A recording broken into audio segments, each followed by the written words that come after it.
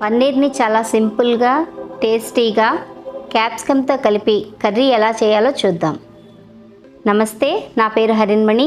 Welcome to my channel Harinmani's kitchen. కర్రీకి కావలసిన పదార్థాలు: పన్నీర్, క్యాప్సికమ్, ఉల్లిపాయ ముక్కలు, పచ్చిమిర్చి. ముందుగా ప్యాన్ వేడి చేసుకొని కూరకు సరిపడా ఆయిల్ వేసుకొని పచ్చిమిర్చిని వేయించాలి. అందులో సన్నగా తరిగిన ఉల్లిపాయ ముక్కలు కూడా వేసి కాసేపు వేగనివ్వాలి.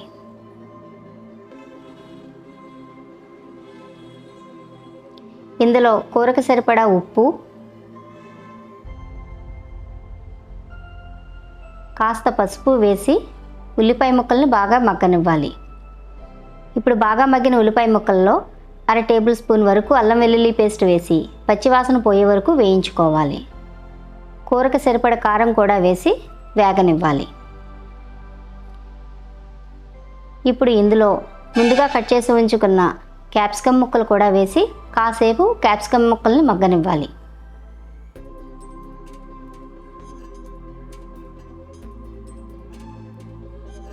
క్యాప్సికమ్ మగ్గిన తర్వాత పన్నీర్ ముక్కలు కూడా వేసి బాగా కలుపుకొని మరి కాసేపు ఉడకనివ్వాలి.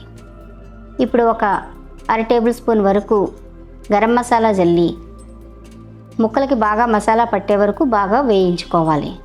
ఇప్పుడు కూరకు సరిపడా వాటర్ పోసి కూరని బాగా ఉడకనివ్వాలి.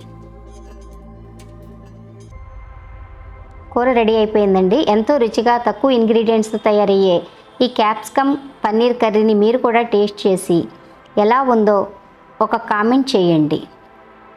నచ్చితే లైక్ చేయండి, షేర్ చేయండి, నా ఛానల్ని సబ్స్క్రైబ్ చేసుకోండి, నోటిఫికేషన్స్ ఆన్లో ఉంచుకోండి. Thanks for watching.